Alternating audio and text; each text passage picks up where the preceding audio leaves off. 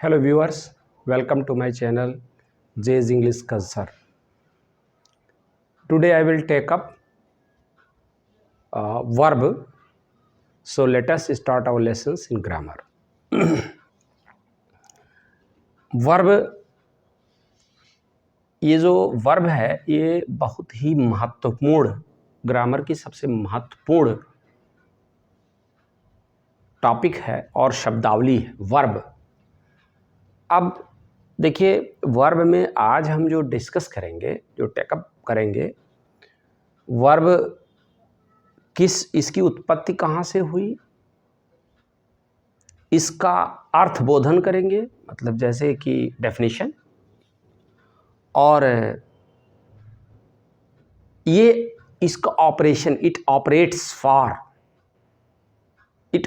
For, इसका operation देखिए, origin, definition, operation and forms और काइंड्स, फॉर्म्स एंड काइंड्स। तो ये आज हम विशेष रूप से इस पर फोकस करेंगे। आज हमारा यही पूरा फोकस होगा कि हम किसी भी तरह से वर्ब के इतने एस्पेक्ट पर, जैसे ओरिजिन, डेफिनेशन, ऑपरेशन और फॉर्म्स के बाद काइंड्स, इस पर हम फोकस कर ले जाएं। तो बहुत ही महत्वपूर्ण वीडियो है, इसको आप ये समझ लीजिए कि किसी भी कॉम्पिटिटिव एग्ज़ाम के लिए, वो चाहे छोटे क्लासेस से लेकर के बड़े क्लासेस के लिए, ये सब के लिए इम्पॉर्टेंट है। तो इसे अगर आप थोड़ा ध्यान देंगे तो बहुत अच्छा होगा। तो चलते हैं, फिर हम देखते हैं इसका वर्ब वर्ड है, इसको हम द वर्ब भी लिख सकते हैं, कोई प्रॉब्लम नहीं है। तो वर्ब क्या है, पहले तो ये कहाँ से आई है, पहले आप समझ लीजिए। ये जो ग्रीक और लैटिन लैंग्वेज थे, जो कि कॉन्स्टेंटिनोपल से, विशेष रूप से वो जो स्कॉलर्स जब तुर्क आक्रमण किए, तो वहाँ से जो ग्रीक और लैटिन स्कॉलर्स थे, वो सब अपनी रचनाओं को, अपनी लर्निंग्स को लेकर के इटली, जर्मनी और फ्रांस, विशेष रूप से इन्हीं 3 देशों में आए थे। और वो देश, चूँकि उस समय तक जब वो 1453 में फॉल ऑफ कॉन्स्टेंटिनोपल हुआ, अर्थात वहाँ पर तुर्कों द्वारा आक्रमण हुआ, और वहाँ इनका काम होता था कि तुर्कों का, कि ये आक्रमण करते थे, आक्रमणकारी ही हैं, तो ये आक्रमण किए, और वहाँ के जो विद्वान थे, विद्वान अक्सर सरल होता है, तो वो क्या किया, वहाँ से भगा और इन 3 देशों में शरण लिया। शरण लेने के उपरांत उन भाषाओं का, उनकी जो लर्निंग्स थी, उनसे देश वालों ने, जैसे चाहे वो फ्रांस वाले लोगों ने था, फ्रेंच थी, चाहे फ्रेंच थे, चाहे जर्मन थे, चाहे लैटिन लोग थे, सारे लोगों ने, उनके पास तब तक प्रेस डेवलप था, उनका लैंग्वेज रिच था, तो उन्होंने अपना, तो मैं इसी बात पर फोकस करना चाहता हूँ कि ये लैटिन एक लैंग्वेज है, लैटिन एक लैंग्वेज है, वही लैटिन लैंग्वेज जो ग्रीक और लैटिन स्कॉलर्स थे, जो वहाँ से भगे थे, उनके द्वारा खदेड़े गए थे, तुर्कों के आक्रमण से आहत होकर के वहाँ से अपनी आत्मरक्षा, अपने जान को बचाने के लिए, अपनी लर्निंग को बचाने के लिए, जो है, जैसे हमारे यहाँ भी तुर्कों ने क्या किया था, आक्रमण कर दिया था, और तमाम प्रकार के जो पहले आकर के जो है हमारे लर्निंग्स को, नालंदा विश्वविद्यालय में हमारे लर्निंग्स थी, सब जला दिया गया। तो यही है। तो यहाँ पर लैटिन वर्ड जो है, वो लैटिन वर्ड है वर्बम। वर्बम से बहुत सारे इंग्लिश वर्ड्स, अक्सर ये हुआ कि जॉन कोलेट जब इंग्लैंड गया, तो बहुत सारे लर्निंग्स को उनके अपने इंग्लैंड में लाया, और उनकी जो ओरिजिनल, तो माना जाता है, इसी नाते इंग्लिश को हाच पाच लैंग्वेज कहते हैं। हाच पाच लैंग्वेज का मतलब होता है मिक्सचर ऑफ मेनी लैंग्वेजेस। तो इसमें विशेष रूप से Latin, Greek, French, German and Italian और वेल्स, ये सब तमाम भाषाएं थी जिनको विशेष रूप से, तो लैटिन लैंग्वेज था। लैटिन लैंग्वेज की भाषा से ये आया है वर्बम से। वर्बम का तात्पर्य है ए वर्ड, वर्बम का अर्थ है ए वर्ड, ए वर्ड, वर्बम का अर्थ है ए वर्ड, और a word that shows doing, that shows doing, एक ऐसा शब्द जो डूइंग, कार्य के होने का या कार्य के होने का जानकारी देता है। तो इसका तात्पर्य है कि वर्ब वर्ड जो है लैटिन लैंग्वेज के वर्बम से आई है, वर्बम, वर्बम से आई है, इसका तात्पर्य a word that shows doing. ठीक, अब अगर हम मान लीजिए इसका डेफिनेशन करें, डेफिनेशन, तो हम इस तरह से कर सकते हैं कि verb is a word that shows और डिनोट्स बीइंग, पोजेशन और एक्शन। अब देखिए डेफिनेशन में ऑपरेशन का बहुत इंपॉर्टेंट है, किसके लिए वो खुलता है, किसके लिए काम आता है, किस, जैसे मान लीजिए वर्ब है, तो वर्ब है तो it operates for what, it operate, simply it is a word that operates for being, that operates for possession, that operates for action। तो इसी को हम डिनोशन भी कहते हैं, डिनोट्स, डिनोट्स। ठीक, अब ये हुआ ए वर्ड दैट शोज और डिनोट्स बीइंग, पोजेशन और action, is a verb, is a verb.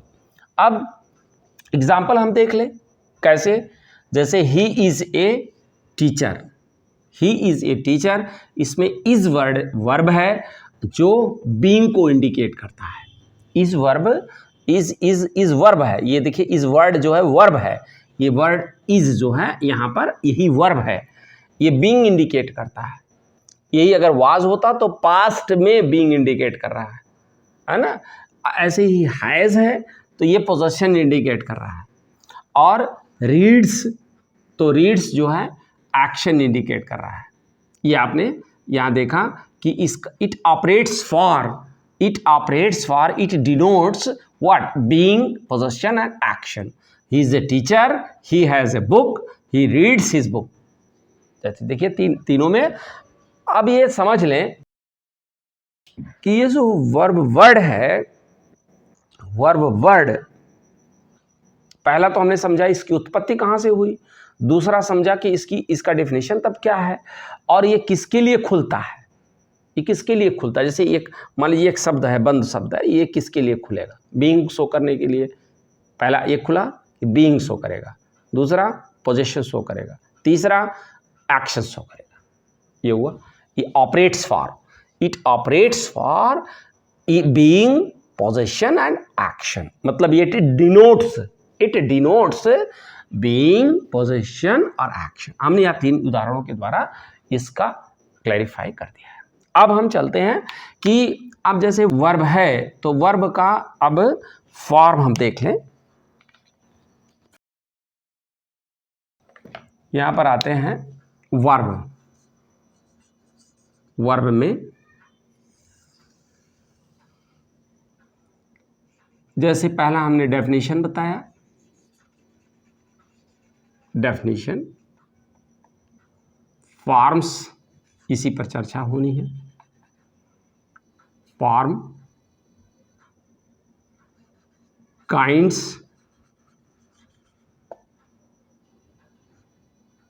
Meaning,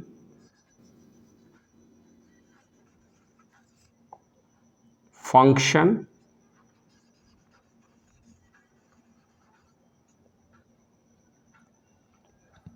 अब जो हमने यहाँ फंक्शन बताया था उसको आप ये समझ ले सकते हैं, ऑपरेशन यही है, और फंक्शन के साथ साथ करेक्ट यूसेज।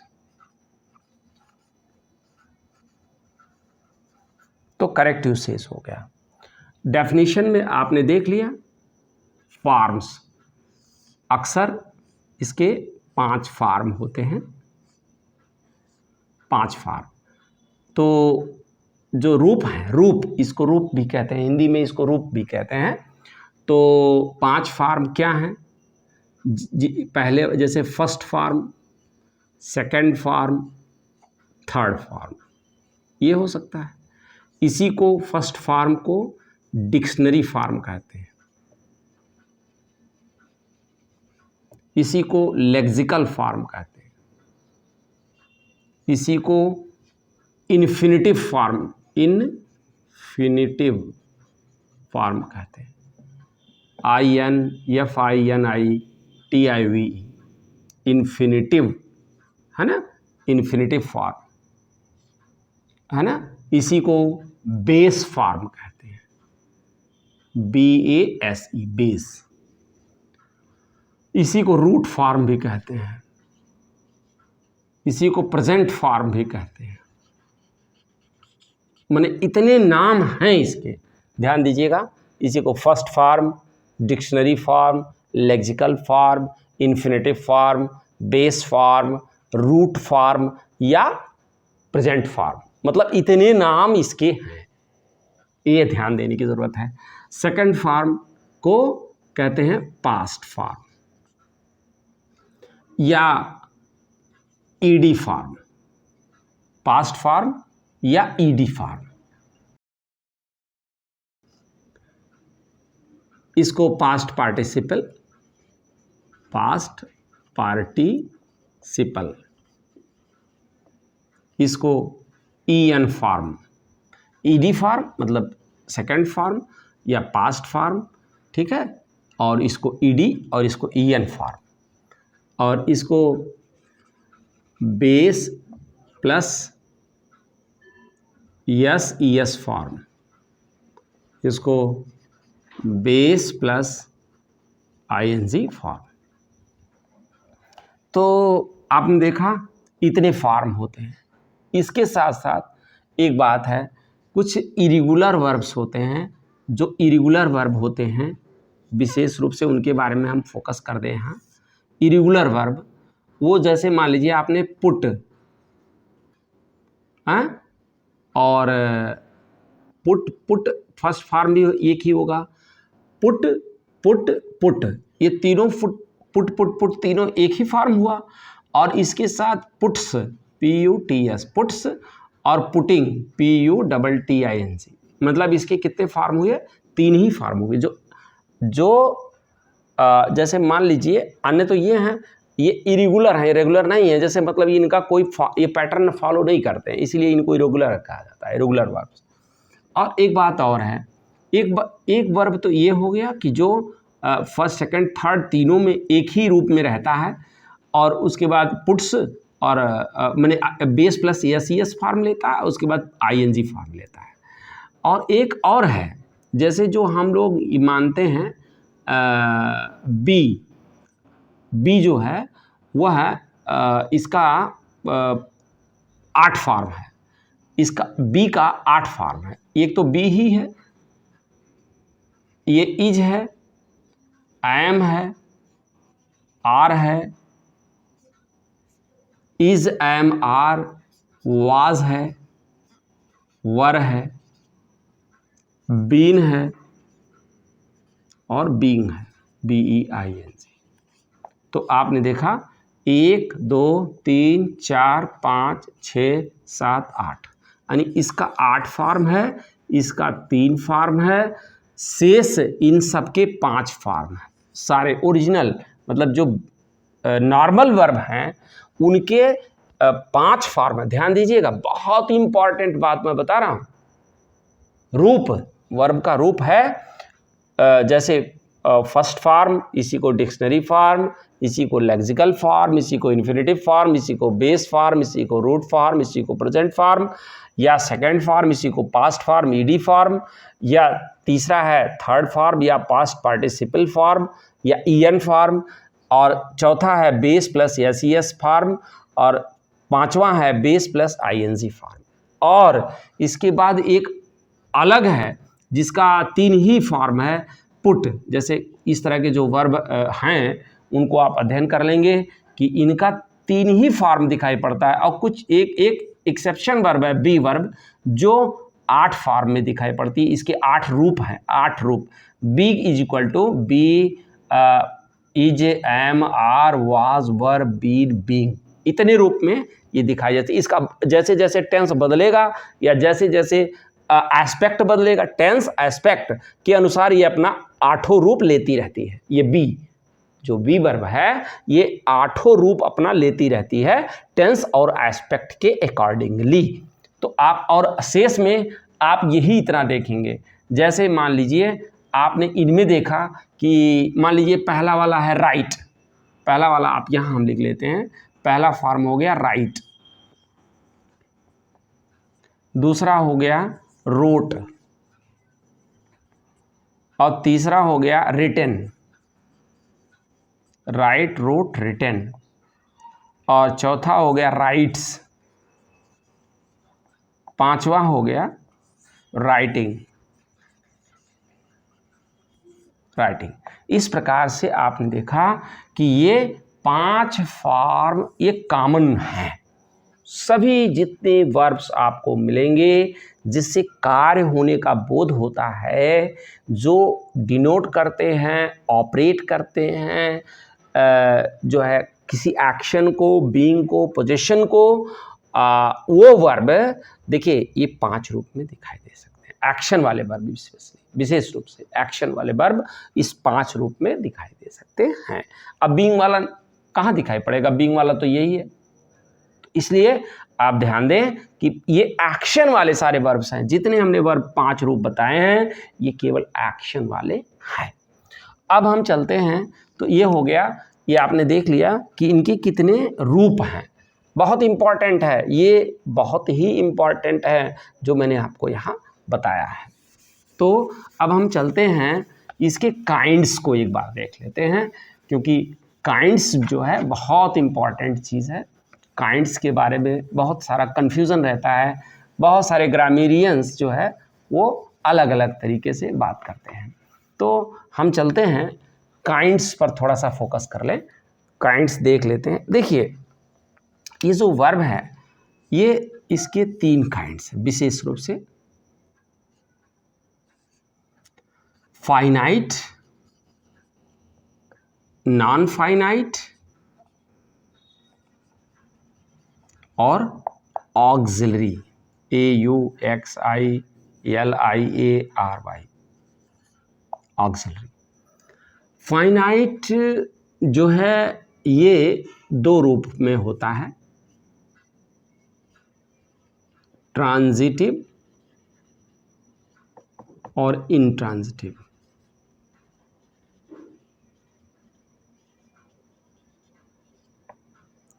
नॉन फाइनाइट 3 रूप में होता है, पार्टिसिपल, जीरंड, GERUND, जीरंड, और तीसरा है इन्फिनिटिव। ऑक्सिलरी जो है प्राइमरी, मॉडल,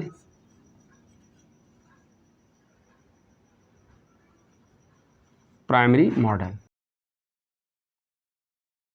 अब प्राइमरी जो है वो ये जो मैंने बताया था बी, डू और हैव। मॉडल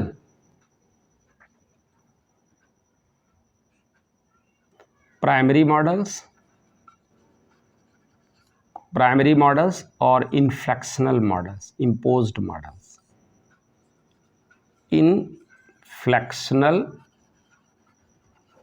इनफ्लेक्शनल मॉडल और इम्पोज्ड, IMPOSED, इम्पोज्ड मॉडल्स। तो ये आपने देखा कि यहाँ पर हमने काइंड्स की चर्चा किया है। वर्ब के 3 kinds broadly divided, finite, non finite और ऑक्सिलरी। इसी को हेल्पिंग वर्ब भी कहते हैं, इसी को हेल्पिंग वर्ब कहते हैं, इसी को लेक्सिकल वर्ब भी, हेल्पिंग वर्ब भी कहते हैं। तो फाइनाइट, नॉन फाइनाइट और ऑक्सिलरी, फाइनाइट, नॉन फाइनाइट और ऑक्सिलरी। आपने देखा कि इसके 3 प्रकार हैं, फाइनाइट, नॉन फाइनाइट और ऑक्सिलरी। अब फाइनाइट के कितने सब डिवीजन हैं? 2, ट्रांजिटिव, इंट्रांजिटिव। नॉन फाइनाइट की कितनी डिवीजन है? 3, पार्टिसिपल, जेरेंड और इंफिनिटिव। ऑक्सिलरी के कितने डिवीजन है? प्राइमरी और मॉडल। अब प्राइमरी के कितने सब डिवीजन हैं? We do have. मॉडल के एक तो प्योर मॉडल, इसी को प्राइमरी या प्योर मॉडल कहते हैं, ठीक, प्राइमरी या प्योर, इन्फ्लेक्शनल और इम्पोज्ड मॉडल्स। तो ये स्पेशली हमने बताया आपको कि आज जो काइंड्स हम चर्चा कर रहे हैं, कल हम प्रयास करेंगे कि इन काइंड्स को डिफाइन किया जाए नेक्स्ट वीडियो में, और इस पर पूरा फोकस दिया जाए कि किस तरह से सारी वर्ब्स हम इजीली जो है एक्सप्लेन कर ले जाए। यहीं पर हम आज अपना छोटा सा वीडियो समाप्त करते हैं। Thank you.